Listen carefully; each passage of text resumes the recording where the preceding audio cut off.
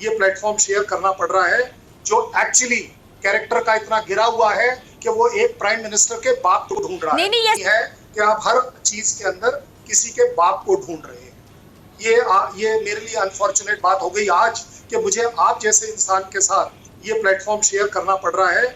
जो India shine करे या डाई करे, ये तो जो वहाँ की लीडरशिप है, जो झूठ पे, फरेब पे, धोखाधड़ी पे, जुल्म पे, इस्मत दरी पे, तफरक़ात पे, हिंदुत्व पे, सेफरन टेररिज्म पे, डिक्टेटोरियल रूल पे, झूठ बोलने पे, मक्कारी पे, फरेब पे मबनी है। और ये मैं बात कर रहा हूँ लीडरशिप की, इंडिया के अवाम की मैं बात नहीं कर रहा। अवाम तो सफ़र कर रहे हैं, चाहे उस अवाम में दलित हों या क्रिश्चियंस हों या बाकी अक़वाम जो वहाँ पे आबाद हैं या सिख हों, लेकिन जो वहाँ लीडरशिप का एक कॉम्प्लेक्स, लीडरशिप का एक ट्रायो बना हुआ है, उससे गंदी, उससे कमीनी, उससे जलील लीडरशिप मैंने दुनिया में आज तक नहीं देखी। हिटलर जो था उसने भी शायद कुछ असूल बनाए हों, मैसेलिनी और हिटलर का कॉम्बिनेशन हुआ था, तो उसने पूरी दुनिया में एक तफरक़े की और एक दहशत की लहर पैदा कर दी थी। आज इंडिया के अंदर दहशत गर्दों का एक इतना बड़ा इकट्ठ हुआ है, जिसमें नरेंद्र मोदी जैसे लोग, और आज जिस वक्त हिटलर था उसके बाप का पता नहीं था वो कौन था, इसलिए उसने दुनिया में दहशत गर्दी की रवादात, और जिस तरह उसने जर्मनी को तोड़ा और जर्मनी के से उसने जिस तरह पूरी दुनिया पे हमला किया, आज नरेंद्र मोदी के भी बाप का पता नहीं है। तो जितने बेबाप के बच्चे होते हैं, इनके ना कोई असूल होते हैं, ना इनके अंदर कोई अखलाकियात होती हैं, ना इनके अंदर कोई जमहूरियत होती है। ये एक साइकोपैथ होते हैं, ये समझना चाहिए आप। ये दिमागी तौर पे बीमार लोग होते हैं, और नरेंद्र मोदी की बीमारी उसके चेहरे पे आप पढ़ सकती हैं कि वो कितना डेस्टिट्यूट के ज़रिए अपने जो उसके ऊपर जो बचपन में जुल्म हुए होंगे, या चाहे रेलवे स्टेशन उसकी बातों में झलकती है, उसकी पॉलिसीज में झलकती है उसकी बीमारी, ज़हनी बीमारी। उसका वो बदला ले रहा है पूरे भारत से। अब वो तो छोड़िए, चलिए हमारी बात भी छोड़ दें, पाकिस्तान की बात भी आप छोड़ दीजिए, मुसलमानों की बात भी छोड़ दीजिए। 11 हिंदुओं का कत्ल हुआ है राजस्थान के अंदर, जो पाकिस्तान से गए थे। उनका कोई FIR नहीं हुई, कोई उनकी इन्वेस्टिगेशन नहीं हुई। 14 फैमिली के, हिंदू फैमिली के मेंबर जो इंडिया में गए थे सेटल होने के लिए, इसलिए कि इंडियन ने जब सिटीजनशिप लॉ ख़त्म किया तो उन्होंने कहा जो पाकिस्तान से महाजरीन आएंगे, बाकी बांग्लादेश से आएंगे, उनको हम सिटीजनशिप देंगे। वो आज वापस आ गए, और जो वाहगा आके जो उन्होंने स्टेटमेंट दिया है, वो नरेंद्र मोदी के मुंह के ऊपर तमाचा है, जूते का एक बहुत बड़ा, जो तमाचा छोटी चीज़ है, एक जो जूता है ना उसकी तली का अक्स है उसके मुंह के ऊपर। शर्म आनी चाहिए इस जैसे लीडर को जो इंडिया के अंदर है, और वो लोग जो उसको सपोर्ट कर रहे हैं या उसके लिए बोलते हैं। उसमें उनका बिपिन रावत भी है, जो अपना आम वो CDS होके पॉलिटिकल कॉम्प्रोमाइज पे आया हुआ है। आप राजनाथ सिंह को उठा के देख ले, कोई योगी है, नीला पीला नंगा किस्म का बंदा है जो नीले पीले कपड़े पहन के फिरता है। तो यहाँ पे जो लीडरशिप का लेवल है, यानी आप उस लीडरशिप का लेवल तो देखिए कि जब कोविड आया, और सबसे बड़ी बात उनकी विजन देखिए, उनकी सोच देखिए कितनी महदूद है। उन्होंने कहा इंडिया को कोविड से डरने की जरूरत नहीं है, यहाँ वो गाय का पेशाब गौ मूत्र पी लेंगे तो कोविड से बच जाएंगे। आज India is the biggest sufferer. तो मैं पूछता हूँ नरेंद्र मोदी से और उसके जितने ये दहशतगर्दों का टोला है कि क्या इंडिया में गायें ख़त्म हो गई हैं या उन गायों ने पेशाब देना बंद कर दिया है? उसके बाद छोड़िए, वो भी छोड़िए, वो कहते जी मतलब एक और वहाँ पे एक नमूना है बीजेपी का। वो एक दिन स्टेटमेंट दे रहा था कि मैंने सिविल डिफेंस का कोर्स अटेंड किया, तो न्यूक्लियर अटैक होगा तो गाय का गोबर अपने ऊपर लगाने ना, तो रेडिएशन। अब जहाँ पे ये लेवल हो, मैं आपको जिस चीज़ के ऊपर होम ऑन करना चाहता हूँ, जो आपको बताना चाहता हूँ, बाकी जो कुछ इंडिया में हो वो इंडिया की अपनी मर्जी है, शाइन करें या जो मर्जी करें, लेकिन जो ये लीडरशिप का इंटेलेक्चुअल और मेंटल लेवल है, ये तबाहकुन, एक एवरेज बिलो एवरेज लीडरशिप से नीचे ये लेवल है। अगर गुजरात में मोदी ने कुछ किया था तो उसके कॉर्पोरेट सेक्टर था जो उससे कुछ कराना चाहता था। अब वो भी छोड़िए, परसों एक प्रोग्राम हो रहा था रिपब्लिक टीवी पे कोई 4 दिन पहले, वहाँ पे एक कश्मीरी जो अपना जो है वो आज़ादी के लीडर को बिठाया हुआ था, उमर फारूक के क्या नाम था उनका, उनको वो जो इनका एक एंकर है वो जी, जी, जी। गोबर स्वामी, वो गोबर स्वामी उसको कहता है, वो गोबर स्वामी उसको कहता है कि आपको हिंदुस्तान पाकिस्तान मुर्दाबाद। उसने क्या नारा लगाया था नेशनल टेलीविजन के ऊपर, ही सेड हिंदुस्तान मुर्दाबाद। और वो गोबर स्वामी उसको कहता है get out of my show, जैसे उसके बाप का शो है। तो ये है वहां आपको पता है वो शख्स, उस शख्स को मार दिया गया है, बाबर कादरी नाम था उनका, ब्रिगेडियर साहब, उस शख्स को मार दिया गया है। मार दिया। यहाँ तो रोजाना लोग पाकिस्तान को गालियां देते हैं, ये हमारे आप रोजाना गालियां सुनती है जो अदालतों को गालियां दे रहे हैं। साहब मैं आपकी इजाजत से बाकी मेहमानों को भी शामिल गुफ्तगू करती हूँ। आपने जितने पॉइंट्स उठाए हैं बड़े अहम पॉइंट हैं। इंडियन पैनलिस्ट से पूछती हूँ कि कुछ जवाब है उनके पास। जनरल राज कादियान साहब आपकी तरफ आना चाहूंगी। आपने ब्रिगेडियर गजनफर की पूरी गुफ्तगू सुनी, बड़े अहम पॉइंट उन्होंने रेज किए हैं, आप क्या जवाब देना चाहेंगे? है जवाब आपके पास? दूसरी बात है, ये बाबर कादरी को क्यों मारा गया, क्या कसूर था उसका? डॉक्टर फिजा, पहले तो मैं आपके सब व्यूअर्स को के लिए दुआ करता हूँ खैरियत की और सलामती की। आजकल के कोरोना के समय में कुछ भी हो सकता है। दूसरा, ब्रिगेडियर गजनफर साहब ने बहुत आपके ब्रिगेडियर साहब ने बहुत कुछ बोला। मैं 3-4 पॉइंट जो आपने शुरू किया था, आपने हाथरस के हादसे का जिक्र किया। हमें खुद बड़ी शर्म आती है कि एक लड़की का रेप हुआ, वो भारत की बेटी थी, इसलिए नहीं कि वो दलित थी जी। ऐसा एक केस 2012 में भी हुआ था, वो लड़की ना दलित थी ना वो माइनॉरिटी की थी। ये तो जो रेपिस्ट हैं वो हैवानियत के शिकार होते हैं, हवश के शिकार होते हैं। उनके लिए मजहब या जाति का कोई मतलब नहीं है। तो जो भी कोई हुआ है वो हमें खुद शर्म आती है और कानून के नीचे उनको पूरी सजा मिलेगी। दूसरा, मोदी साहब को ये तो पहली बार नहीं जो आप लोग उनकी नुक्ताचीनी कर रहे हो। वो एक कहावत है, जितना लंबा पेड़ होता है उसका हवा ज्यादा लगती है। मोदी साहब अच्छे लीडर हैं, यही वजह है कि आप उनसे ज्यादा नाखुश रहते हो। गर्मी में हवा गर्म होती है सर। आप बीच में मत बोलिए प्लीज। शाइनिंग इंडिया का नारा, हवा बहुत गर्म हो जाती है। जनरल साहब अब अभी भी मोदी साहब को एक अच्छा लीडर कहेंगे। शाइनिंग इंडिया का नारा 2004 में लगा था। यस, मोदी साहब ने जरूर कुछ इरादे थे, सपने दिखाए थे। डेमोक्रेसी में 100% सपने पूरे नहीं होते, लेकिन देश ने तरक्की बहुत करी है। चाहे वो सैनिटेशन का मामला हो, चाहे वो कंप्यूटराइजेशन का, डिजिटाइजेशन का, वो बहुत तरक्की की जिसके आप बात नहीं करोगे। दूसरा, आपके देश में जुल्म ने भी बड़ी तरक्की की है, नाइंसाफी ने भी बड़ी तरक्की की है।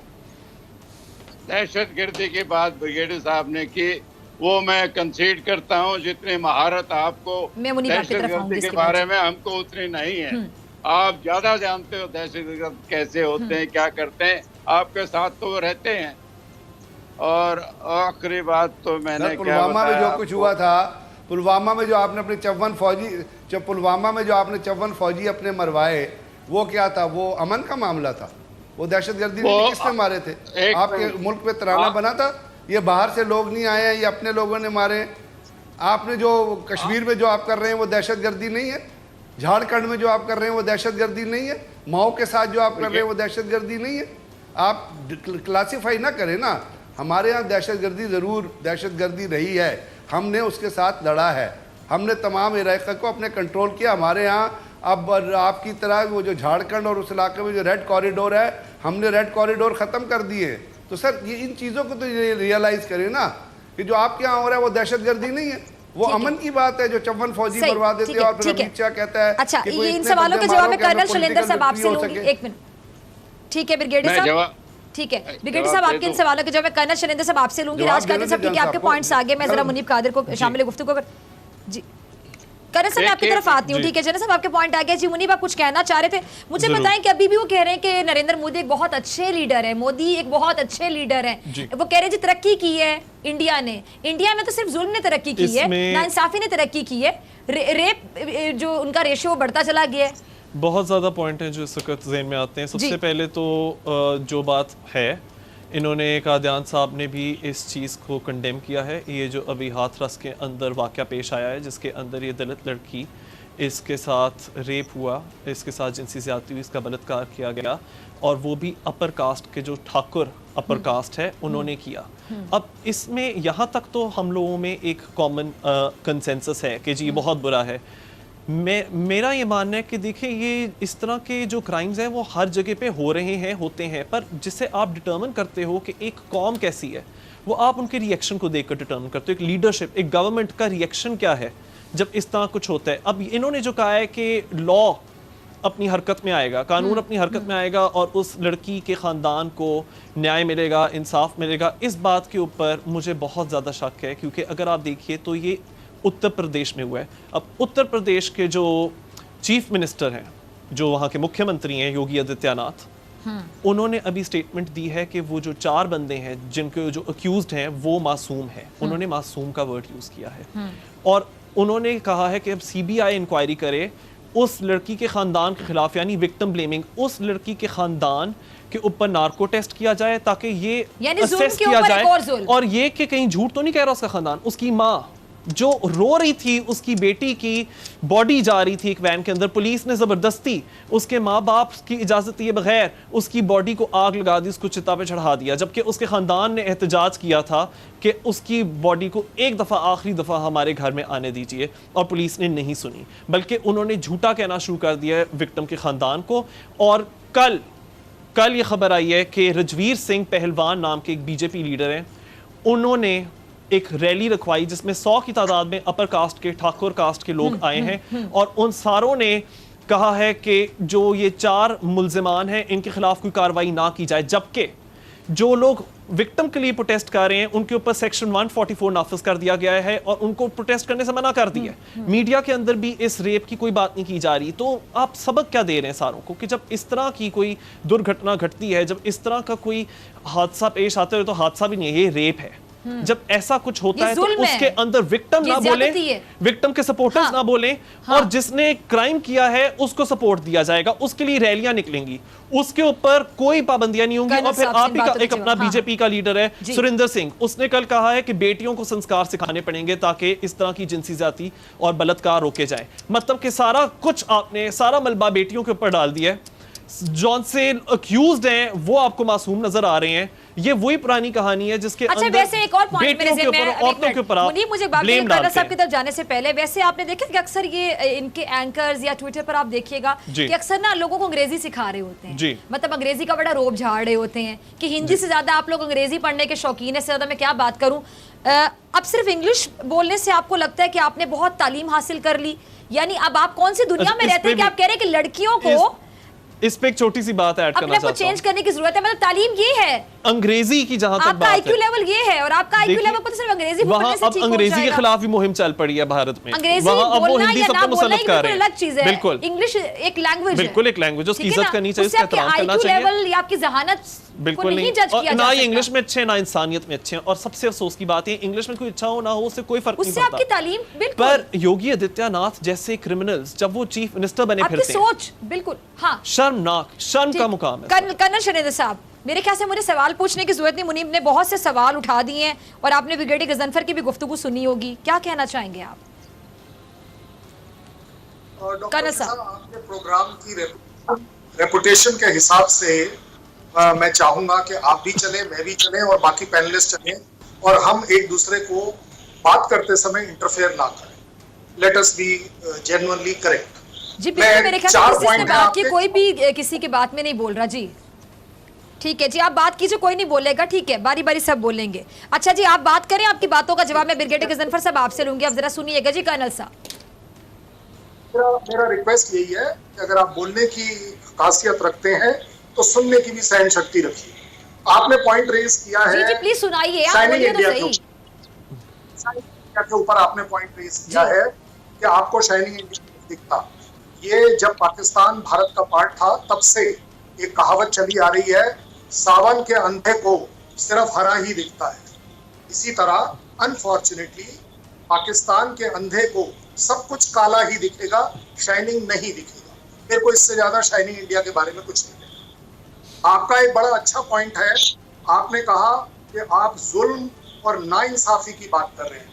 देखिए, वर्ल्ड ओवर वर्ल्ड ओवर ये बात प्रूव हो चुकी है कि नाइंसाफी और जुल्म एक्चुअली कहाँ हो रहे हैं।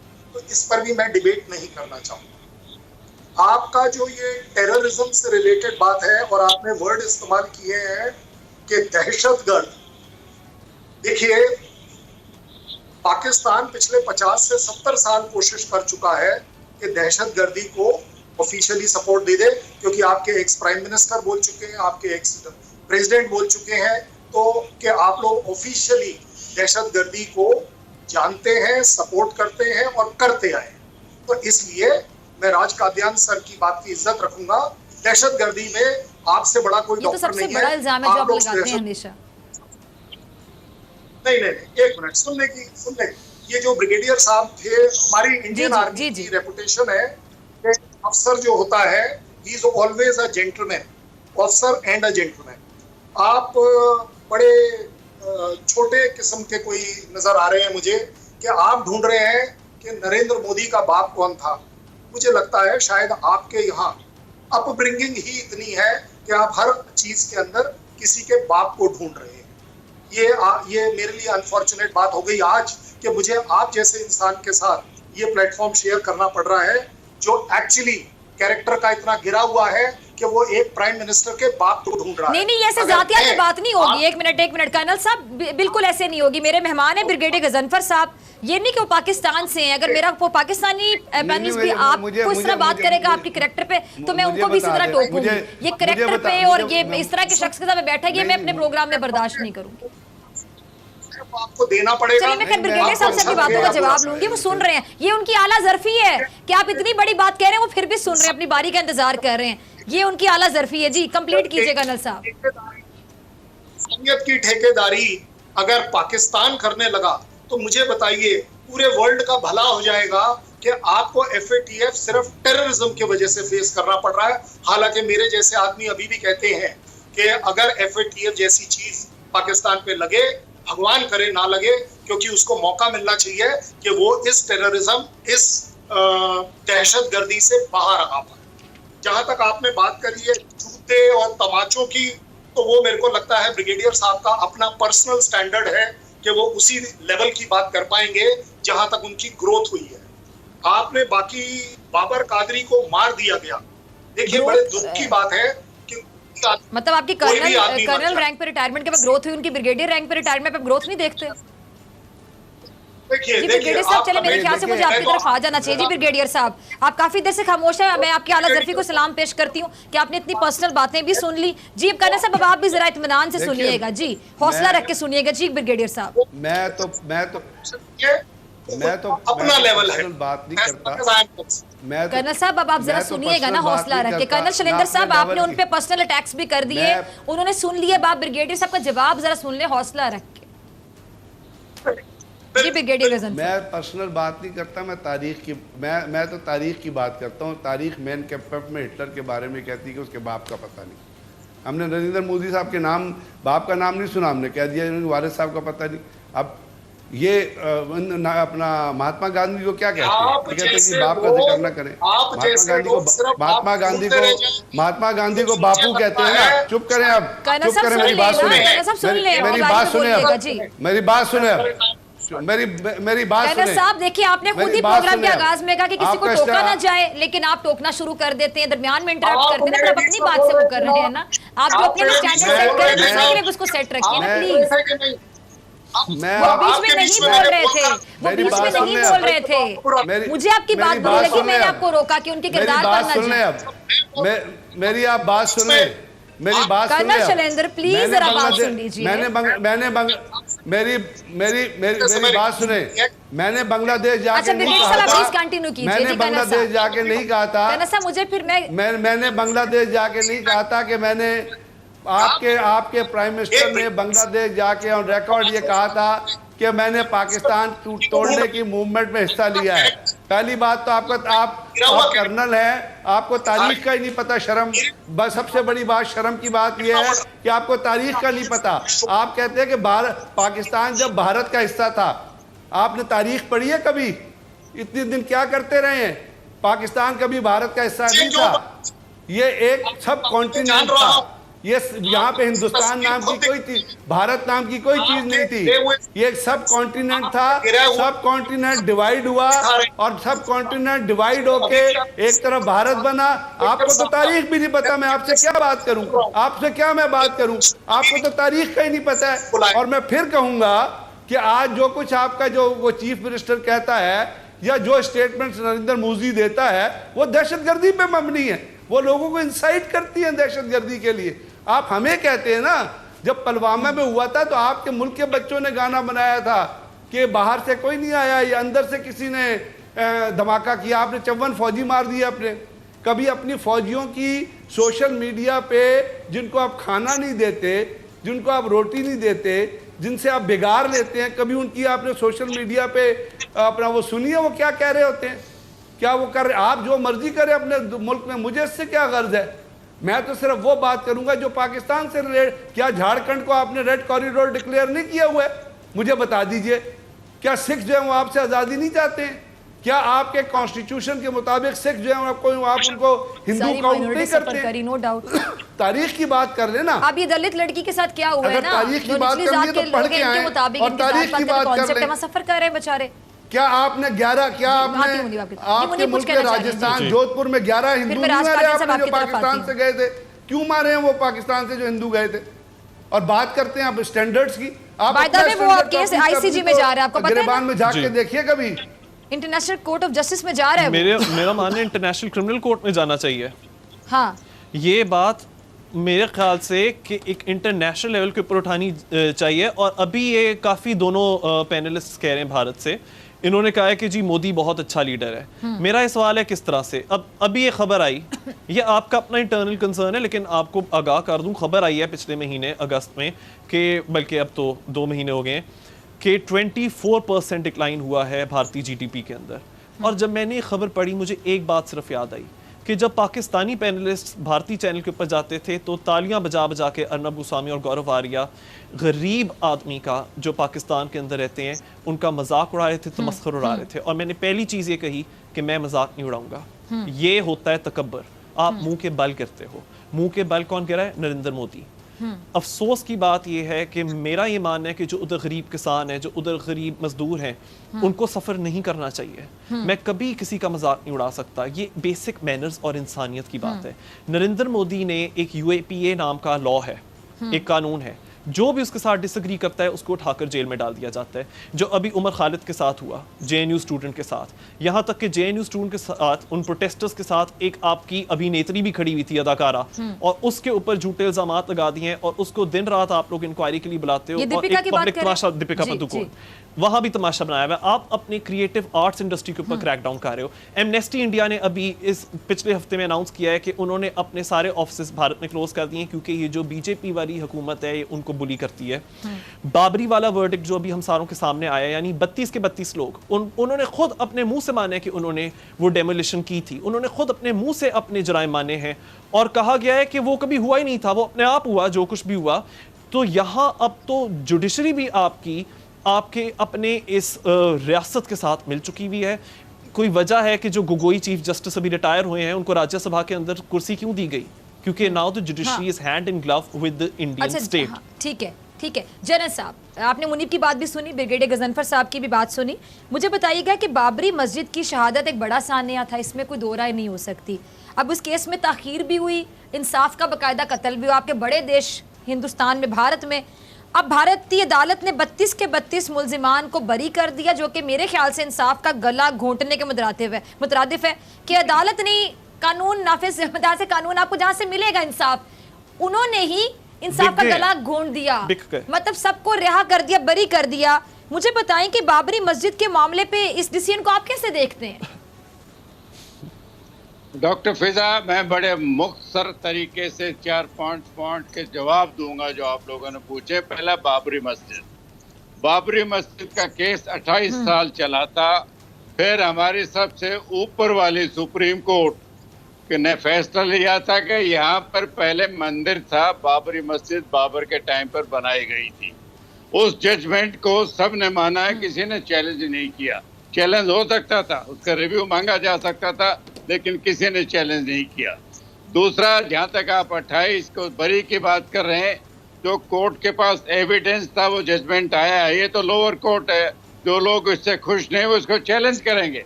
हमारे कोर्ट बड़ा फेयर सिस्टम है, हम देश को मिलिट्री कोर्ट के जरिए नहीं चलाते।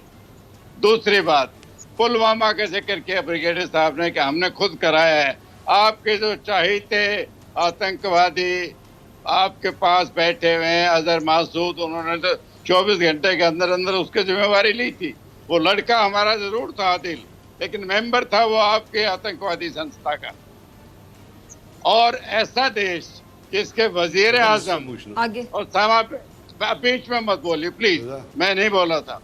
ऐसा मुल्क जिसके वजीर आजम, ब्रिगेडियर साहब आपकी तरफ ही आऊंगी, ऐसा मुल्क जिसके वजीर आजम ओसामा बिन लादेन जैसे दहशतगर्द को एक शहादत का दर्जा देते हैं, वो किसी और पर उंगली उठाएं, ये तो बड़े हंसी की बात है। अगली बात, अगर आपको जो हमारा हाथरस का बेटी की मां रोती हुई नजर आती है, पड़ोस के प्रोटेस्टर नजर आते हैं, वो हमारी तरीके का एक अभिनंदन मार खा के वहाँ पे वापस आया तो उसको आप लोगों ने हीरो बना दिया। आपका अपने बारे में क्या ख्याल है? कुलभूषण यहाँ पे जासूसी करने के लिए आया था, पकड़ा हमने, तो आप उसके हवाले से क्या बात करते हैं? उनके बारे में जरा कमेंट कर दीजिए ना। हमारा मीडिया फ्री है, इसीलिए सारी वीडियो आपके पास पहुंचती हैं। आपकी तरह हमने हिदायत नहीं दे रखी किसको मीडिया पर बुलाना है, किसको नहीं बुलाना। सब लोग फ्री हैं जो आना चाहते हैं। और दूसरा रहे इकोनॉमी के बाद के 24% आपका मीडिया इतना फ्री था कि अर्नाब गोस्वामी एक एंकर है, वो बाबर कादरी को अपने प्रोग्राम में कहते हैं, हमारे मुल्क के हवाले से कुछ कह रहा था, मैं वो अल्फाज नहीं दोहराना चाहती मेरे मुल्क के बारे में, जो वो अल्फाज उसके मुंह में डालना चाह रहा था, वो घटिया शख्स जिसका नाम है अर्नाब गोस्वामी, माजरत के साथ कहूंगी। और उसके बाद उस शख्स ने आपके मुल्क के हवाले से वो बात कह दी। मैं आपके मुल्क के हवाले से भी बात नहीं कहना चाहूंगी, अल्फाज नहीं दोहराना चाहूंगी, क्योंकि इस तरह के तज़ीक अमेज़ अल्फाज मेरे ख्याल से मैं किसी मुल्क के बारे में भी कहना ज़ेब नहीं देता, अगर मीडिया ज़ेब नहीं फ्री करता। उसके बाद क्या हुआ उस बंदे का? उसको उसने कहा गेट आउट, यहां से चले जाओ मेरे शो से। क्यों? क्योंकि जो वो उसके मुंह में अल्फाज डाला था, उस बंदे ने अल्फाज कहने से इनकार कर दिया। मतलब ये आपका मीडिया आजाद है? अर्नाब गोस्वामी आपके मीडिया का फेस है जनरल साहब। अगर आपका मीडिया फ्री है तो 42 जर्नलिस्ट्स जिनकी हत्या की गई है, उनको अगवा कर लिया गया है मकबूजा कश्मीर में, उनके बारे में क्या कहेंगे? या आपके जो इंटेलेक्चुअल इस वक्त जर्नलिस्ट हैं, फे डिसूजा नाम शायद सुना होगा आपने, उन्होंने यूट्यूब के ऊपर क्यों चैनल खोल लिया है? वो कहते हैं टेलीविजन के ऊपर तो उनको कोई आउटलेट मिलता ही नहीं है सच्ची बात करने का। इस पर क्या जवाब देंगे? हमारा मीडिया, हमारा मीडिया अगर फ्री नहीं होता तो ये हाथरस की खबर भी नहीं पहुंचती आपके पास। हमने आपकी तरह मीडिया का कोई इंस्ट्रक्शन इश्यू नहीं कर रखी मॉनिटरिंग कह रहे खबर आप तक पहुंची तो ये आजादी का सबूत है। मैं सुशांत सिंह राजपूत के बारे में बात कर रहे हैं, वो उधर ही अटके पड़े हैं। सॉरी, मैं बीच में नहीं बोलता। जहां तक आपका ये कहना है कि जो भी मोदी जी के खिलाफ होता है, एक मिनट जनरल साहब, जनरल राज कादियान साहब, एक मिनट। अब ये सोशल मीडिया का दौर है, जितनी भी वीडियोस वहां से आती हैं, जब मैं आपसे पूछती हूँ कि वहाँ पे माइनॉरिटी सफ़र कर रही हैं, मुसलमान सफ़र कर रहे हैं, सिख सफ़र कर रहे हैं, वहाँ पे क्रिश्चियन खुद को महफूज नहीं समझते, और तो और आपकी जो निचली जात पात के हिंदू हैं, जो आपका कॉन्सेप्ट है जात पात, छोटी जात बड़ी जात, वो सफ़र कर रहे हैं, तो आप लोग मुकर जाते हैं। आप कहते हैं ऐसे इंडिया में कुछ है नहीं। आप ऐसे इंडिया का नक्शा मुझे दिखाते हैं कि जो इंडिया हमने तो कहीं नहीं देखा, हमें नजर नहीं आता, हमें नहीं सुनाई देता। तो सोशल मीडिया को मैं कहती हूँ सलाम पेश करें आप, कि लोग वीडियोज बना देते हैं, फेसबुक पे, ट्विटर पे, हर जगह पे आ जाती हैं, ट्रेंडिंग में आ जाती हैं, यूट्यूब पर आ जाती हैं। आपका मीडिया को नहीं दिखाता। मीडिया तो बीजेपी जिंदाबाद के नारे लगा रहा होता है। डॉक्टर फिजा, वो तो प्रियंका और राहुल गांधी को नहीं माफ करते। अभी वो दोनों अरेस्ट हो गए थे क्योंकि वो हमदर्दी शो कर रहे थे विद द रेप विक्टिम। मुझे एक और बात का जवाब दे, कर्नल शैलेंद्र से भी जवाब नहीं, मैंने राज कादियान साहब आपसे जवाब लेती हूँ। शबाना आजमी का भी वहाँ पे कोई घर का पता नहीं इशू हुआ था कि वो किसी मखसूस एरिया में घर नहीं ले पा रही थी। नसीरुद्दीन शाह साहब ने किस तरह बात की कि वहाँ पे मतलब एक मुसलमान होने की वजह से कितना लोगों को सफर करना पड़ता है। 2015 में कहा था। अभी अगर आमिर खान की किसी भी मुल्क के आला हुक्मरान से मुलाकात होती है तो उस पर आप लोग इशू क्यों बना देते हैं? हर किसी को पर्सनल लाइफ भी है ना, सिर्फ मुसलमानों को टारगेट क्यों किया जाता है जनरल साहब? डॉक्टर फिजा, अगर हमारा मीडिया फ्री नहीं होता तो हम सोशल मीडिया को भी बैन कर सकते थे। सब चीज फ्री है। आपने कहा, आप मुझे बताएं, ये आमिर खान की एक पिक्चर थी ना, किसी से मुलाकात, फर्स्ट लेडी ऑफ टर्की, उसका तो उनसे मुलाकात हुई आमिर खान की। मेरी बात सुने, उस पे आपके लोगों को इतनी मुसीबत क्यों पड़ गई? और आपकी इलेक्ट्रॉनिक मीडिया फ्री नहीं है। चले मैं आपके लिए कंसाइज कर देता हूं। जी आपकी बातें ठीक, इलेक्ट्रॉनिक मीडिया का जी ब्रिगेडियर साहब से पूछते हैं, फिर आती हूं आपकी मुनीब। जी ब्रिगेडियर साहब, जी जनरल साहब, मैं एक मिनट कह रहे हैं, जी ब्रिगेडियर साहब क्या कह रहे हैं, जी कहिएगा। फिजा मैं बोलता हूँ तो आपके फिर जी, ब्रिगेडियर साहब कहिएगा। छोड़ दे, उनका अपना। मैं पहली बात जन तो साहब से ऐसा बात है, करना चाहूंगा। जन साहब नहीं, आप फिर बीच में बोलेंगे तो मुझे मौका आप देंगे नहीं। मैंने आपकी पूरी बात ये अगर मैं एक छोटा सा डॉक्टर फिजा दोनों मुल्कों का प्रोग्राम चला रहे हैं, इस तरह पाकिस्तान का अच्छा, आप बारी बारी प्रोग्राम एक मिनट ब्रिगेडियर साहब, क्या मैं आप आपसे जरा सवाल गुजारिश करती हूँ, पूछे आप आमिर और खान के हमें हवाले से जवाब कमेंट देना चाह रहे हैं, आप सिर्फ एक नहीं, मिनट के लिए जरा रुक जाइए। जनरल साहब अपनी बात कंप्लीट कर लें। ब्रिगेडियर साहब सिर्फ एक मिनट। जी जनरल राज कादियान जी कहिएगा। जी general Raj Kadian, please please please. हाँ, आपने जी। कहा उसको रात को दफनाया, दाह संस्कार किया गया, सही बात है। ये पहला मौका नहीं है, ये देश के चीफ मिनिस्टर, उत्तर प्रदेश के चीफ मिनिस्टर की जिम्मेवारी है लॉ एंड ऑर्डर की भी। अगर वो समझते हैं कि इसकी वजह से लॉ एंड ऑर्डर प्रॉब्लम हो सकती है, तो ये 2012 में भी जो लड़की निर्भय हुई थी उसका भी अर्ली मॉर्निंग दफनाया गया था, वो भी पब्लिक के सामने नहीं किया गया। देखो नई बात नहीं है, लॉ एंड ऑर्डर मेंटेन करना उत्तर प्रदेश के चीफ मिनिस्टर की जिम्मेवारी है। उसके लिए वो अगर समझते हैं पब्लिक ऑर्डर में डिस्टरबेंस होगी तो वैसा कर सकते हैं। ऐसा इसमें कोई ऐसी होना नहीं चाहिए, लेकिन कोई ऐसी गलत बात नहीं है। दूसरा, आप सिर्फ हमसे सवाल पूछते हैं, मैं ब्रिगेडियर साहब की एक राय चाहूंगा जो उन्होंने दहशतगर्दी, क्या आप आपके जो वजीर आजम है इमरान खान उसकी बात से सहमत हैं कि ओसामा बिन लादेन शहीद था? आप बताएं, जवाब दें। देखिए, ओसामा बिन लादेन के दो कैटेगरी, दो कॉन्सेप्ट थे ओसामा बिन लादेन के। ओसामा बिन लादेन के दो रूप थे। एक वो रूप था उसका जो उसने अफगानिस्तान में जंग लड़ी रशिया के ख़िलाफ़, और वहाँ पे उन्होंने जो रशियंस थे उनको वापस भेजा, शिकस्त दी। उस ज़माने में उसको ओसामा बिन लादेन को हीरो तस्वुर किया जाता था। बहुत सारे लोग, इवन अमेरिकन उनको लेके आए थे। क्यों, कौन लेके आया था? आप जन साहब को पता है उसको कौन लेके आया था? उसको किसने रिक्रूट किया था? CIA के पेरोल पे वो कितना रहा था? अब जब उसने पाकिस्तान के खिलाफ दहशतगर्दी शुरू कर दी तो पाकिस्तान में किसी ने उसको सपोर्ट नहीं किया। पाकिस्तान के खिलाफ जब चीज़ें होनी शुरू हो गई, अब आप दूसरी बात आप ये करते हैं कि पुलवामा में जो है वो जैश ए मोहम्मद का झंडा लगा दिया। जन साहब, मैं सिर्फ मेरी आपसे रिक्वेस्ट ये है कि तारीख़ को या इवेंट्स को सच्चाई के धारे में देखिए तो आपको सही जवाब मिलेगा, बिकॉज आप फौज में रह चुके हैं। आपको पता है कि आपने बॉर्डर के ऊपर कितनी फुट ऊंची तारें लगाई हुई हैं? 14 फुट ऊंची बार आपने तारें लगाई हैं। उसके बाद दरमियान में माइनफील्ड बिछाई है। फिर एक बार्ड वायर का कॉन्सेप्ट, कॉन्सर्टीना कॉइल का एक कॉन्सेप्ट लगाया हुआ है। फिर आपने हर 100 गज के ऊपर जो है मॉनिटर्स लगाए हुए हैं। फिर आपने वहाँ पे नीचे से अपने डॉलपर राडार लगाए हुए हैं, कमांड पोस्ट बनाई हुई हैं। आप मुझे बताएं, अगर आप एक ऐसी यूनिट की कमांड कर रहे हो, एक ऐसी फौज की कमांड कर रहे हो जिसके पास इतने सारे कॉन्सेप्ट, इतने सारे डिटेक्टिव के किस्म के और लोगों को रोकने के औजार मौजूद हो, तो उसमें तो फिर मैं क्या कहूँगा? या तो मैं कहूँगा कि जो उसके ऊपर जो लोग आपने बिठाए हैं दे आर हाईली प्रोफेशनल, तो फिर उनको घर भेज दीजिए, हमें अपने बॉर्डर को संभालने की जिम्मेदारी दे दिए। किस तरह पॉसिबल है कि यहाँ से इन्फिल्ट्रेट करके लोग और वो पुलवामा में पहुँच जाएं? तो सोचिए, एक सेकंड को सोचिए बैठ के। आप जर्नल हैं, आपको सोचना चाहिए कि आपकी जब वीडियो टेप रिलीज होती है और आपके नरेंद्र मोदी जो वाकई दहशतगर्द है, मुझे उसमें कोई शक नहीं है, उसने बांग्लादेश में जाके कहा था कि मैंने पाकिस्तान तोड़ने की साजिशों में से लिया, आप इससे इनकार नहीं कर सकते। मुक्ति बानी जो है वो रॉ ने बनाई थी, आप इससे इनकार नहीं कर सकते। पाकिस्तान के अंदर तबाही मुक्ति बानी ने आपके पैसे से फैलाई थी। तो आपने दहशतगर्दी की या नहीं की? आप जो तमाम के तमाम ब्लेम हमारे ऊपर उठा के फिरते, कभी अपने तो गिरेबान में। आप मुझे बताइए कि आपके माओ और वहां पे दहशतगर्दी नहीं चल रही? आपने उसको रेड कॉरिडोर डिक्लेयर नहीं किया हुआ है।